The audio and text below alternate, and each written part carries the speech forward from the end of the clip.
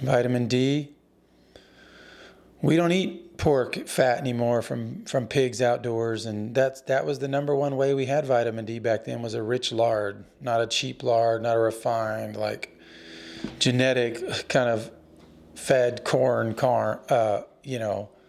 lard. But we had good access to these good fats that had a lot of vitamin D in them. And the northern peoples, Scottish, Scandinavian, they eat a lot of fish. I mean, a lot of fatty fish. And so we can do that.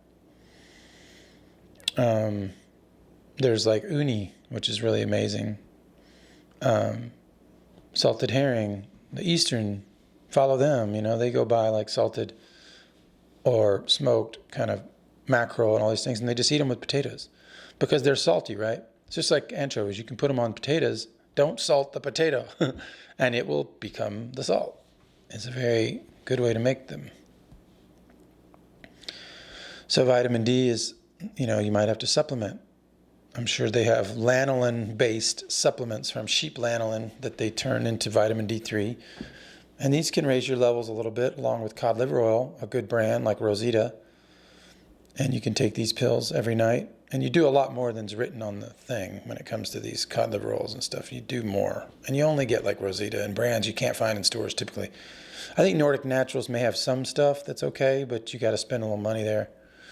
I think you always have to spend a little money on this stuff, but it can get you, at least twice a year you could do this, especially, in the winter and when there's lack of sunlight. And then a lot of people use tanning. I think tanning is a great way to increase vitamin D, even artificial tanning.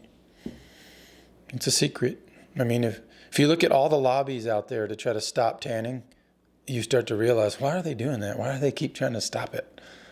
And that's been years to try to stop it, limit it, make you sign papers and waivers. And you're like, oh, because it causes cancer. It's like, yeah, right.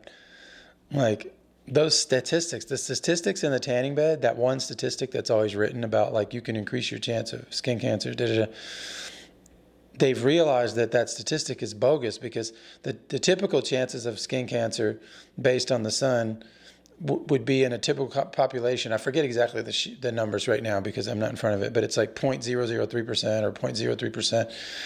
And so the tanning bed is 0.04% or 0.05, maybe 0.06. And then that doesn't include a million other factors, right? And so like food, like how we've rejected butter as a culture and what that does to the skin. Liquid sunshine, basically butter, and now that repels the outer sunshine. But either way, it's a very, very low number, and then they double that number. So then they say, you can double your chances. And it looks scary when you read it. But you got to take all this stuff apart, and you realize it's all bogus. So anyway, that's another way. And then you can take high-dose vitamin D sometimes by doctors and things. Like try to get D3 instead of the other one, But yeah, you got to stay close to all these things. And sometimes, you got to, sometimes I'll do like a treatment where I'm doing the vitamin D and I'm going crazy. I'm tanning every single day. And then I'm waking up doing cold soaks or swimming in the lake. And I'm just like in a kind of a cycle. And there's there's heat, and there's cold and heat and cold. And I'm just pushing this stuff through,